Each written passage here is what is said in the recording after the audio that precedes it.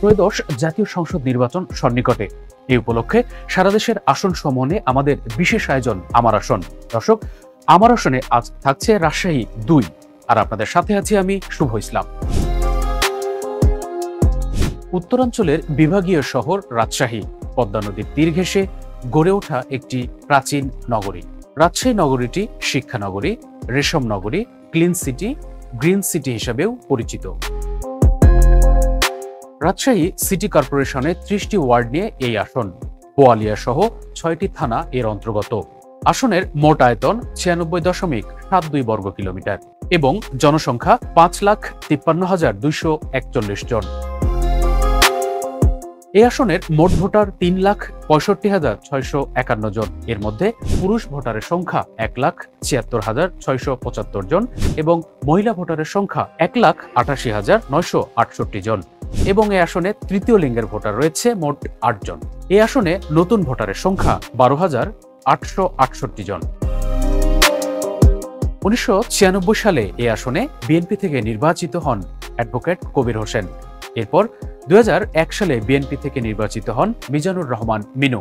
এরপর 2008 থেকে 2018 সাল পর্যন্ত মহাজোটের শরিক ওয়ার্কার্স পার্টি থেকে ফজলে হোসেন বাদশা।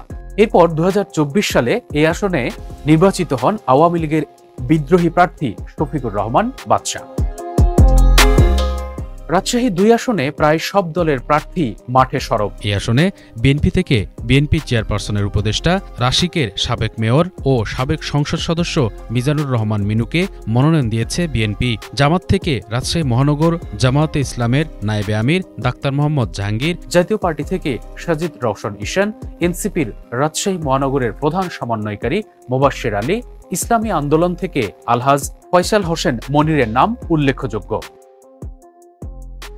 এই আসনে গুরুত্বপূর্ণ স্থাপনার মধ্যে শাহ মখদুম মাজার, রাজশাহী বিশ্ববিদ্যালয়, বরেন্দ্র গবেষণা জাদুঘর, Rajshahi city corporation, Rajshahi college ইত্যাদি উল্লেখযোগ্য। এখানকার প্রধান সমস্যা বেকারত্ব ও কর্মসংস্থানের অভাব। এছাড়া স্বাস্থ্যসেবা, বিশেষ করে মা ও শিশুর, রাস্তাঘাট সংস্কারের অভাবে খানাখন্দ এবং শিশুশ্রম, এছাড়া বাজার কেন্দ্রিক যানজট অসহনীয় পর্যায়ে। দর্শক, এতক্ষণ আমরা রাজশাহী 2 আসনের বিস্তারিত আপনাদের জানানোর চেষ্টা করেছি। আগামী পর্বে থাকবে রাজশাহী 3 আসন। দর্শক, এই আসনের যে কোনো সমস্যা আপনারা আমাদেরকে কমেন্ট বক্সের মাধ্যমে জানাতে পারেন, আমরা তুলে ধরব এই প্রোগ্রামের মাধ্যমে। দর্শক, এতক্ষণ আমাদের সাথে থাকার জন্য ধন্যবাদ সবাইকে। আল্লাহ হাফেজ।